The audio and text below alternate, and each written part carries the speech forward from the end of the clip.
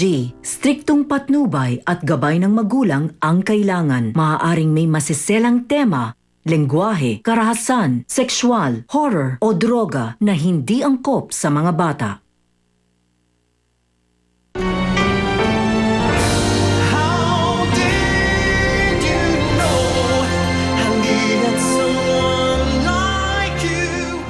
May gusto ka ba sa girlfriend ko?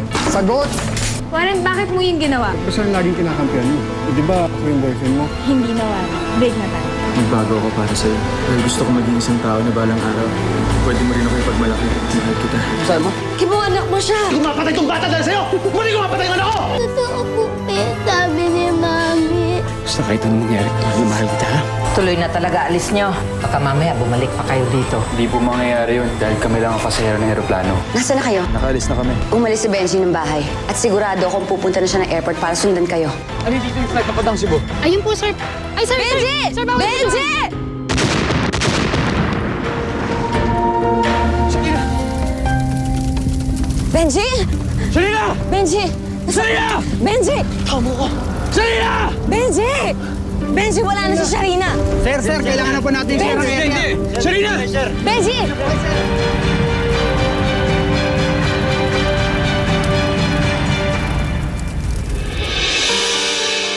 Siya ba? Siya ba ang pinagpalit mo kay Warren? Ha? Siya nga dito.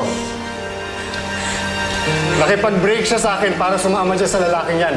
Nakita mo na? Uy, ikaw, ang kapal naman ng mukha mo, no?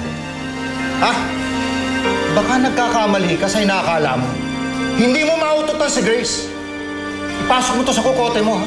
Hindi ako ang klase ng taong papayag na makatuluyan ni Grace ang isang hapaslubang katulad mo. Kahit kailan hindi mangyayari yun. Chong, yan naman basta sa yung kaibigan ko. Bastos, ha? Itong bastos. Chong! Rico! Rico! Ito po ang manifesto. I-confirm nyo na lang po kung sila ang hinahanap ninyo. Isang piloto at 3 katao po ang pasahero ng eroplano bumagsak.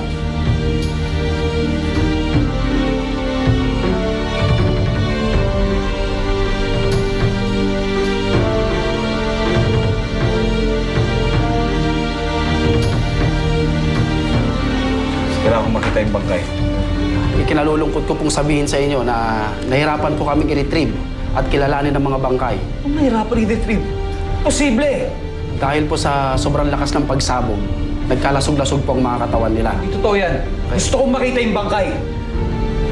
Nahirapan po kaming kilalanin ang mga mukha nila dahil po sa sobrang pagkalasog-lasog ng mga katawan nila. Hindi totoo yan. Lokohan yan. Benji, tama na. Anong tama na? Tama na, Benji.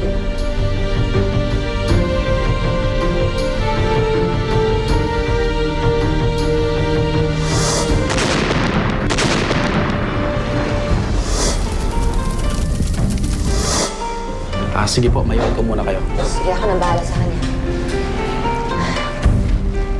Benji, alam ko na mahirap tanggapin para sa'yo na napatay na si Sharina. Lalo na't nakita mong sumabog yung eroplano. Kaya sige na, ako nang bahala mag-asikaso dito. Ako muna. Iyon na ako. Iyon mo gusto mag-isa.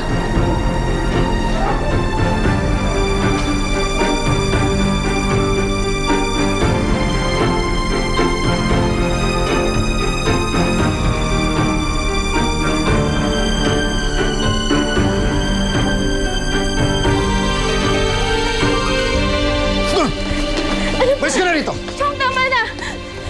Huwag ka na magpapakita sa pamamahay na to, ha?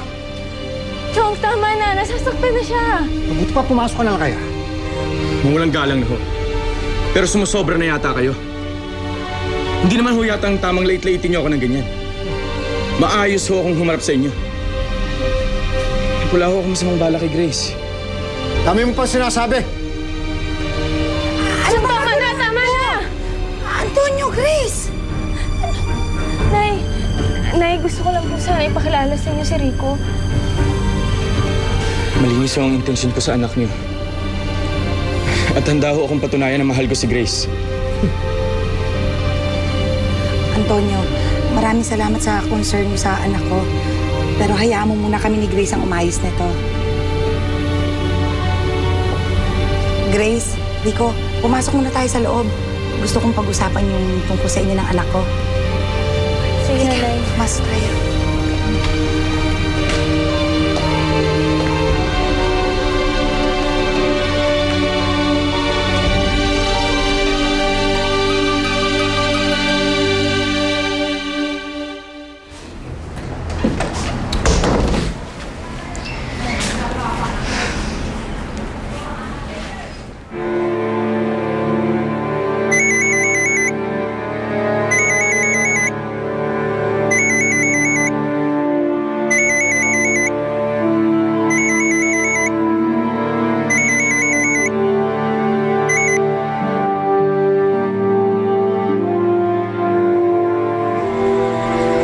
Hello, Emmy. Mukhang wala naman nakasunod sa amin. At wala nakakalam kung nasan kami. Tagumpay tayo. Oo. Malaki ang binayad ko sa'yo, pati sa eroplano. Kaya kung makalimutan mong tumalon palabas, hindi ko na problema yun. Sige, bawa na ako.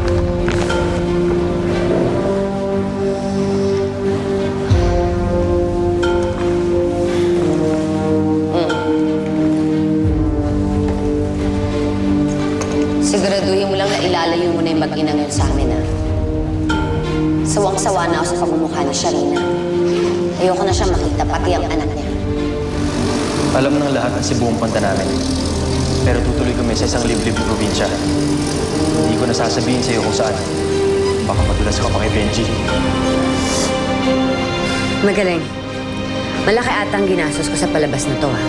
Pero mas nauna ka pang nakinabang sa akin. Dahil ikaw kasama mo na si Sharina. Samantalang ako, problemado pa rin ako dito kay Benji. Kaya mo yan. Kung nagawa mo naman noon, magagawa mo ulit.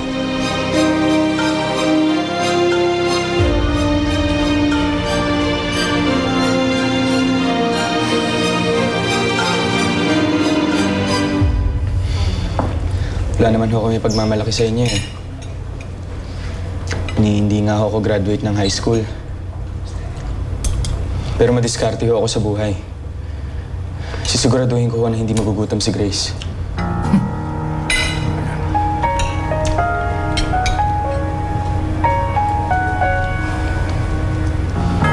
Rico, gusto mo po magpatuloy sa pag-aaral mo?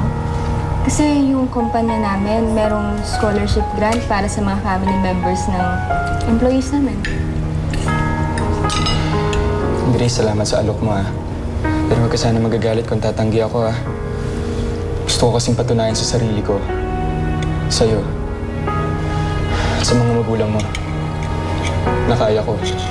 Magsisikap talaga ako para sa kinabukasan natin.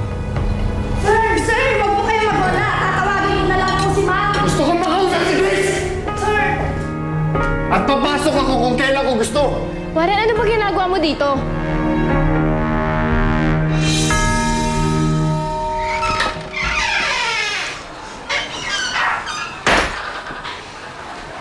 Nelson, pwede ba tayo mag-usap?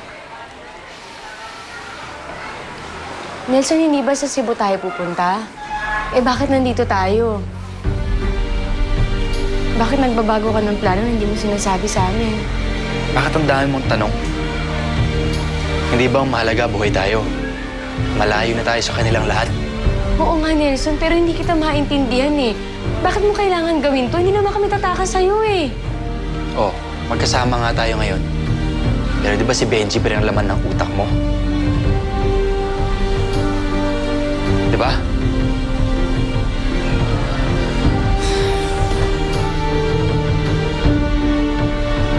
Alam mo, Sharina, kalimutan mo na si Benji. Dahil hindi mo na siya makita kahit kailan. Dito na tayo titira.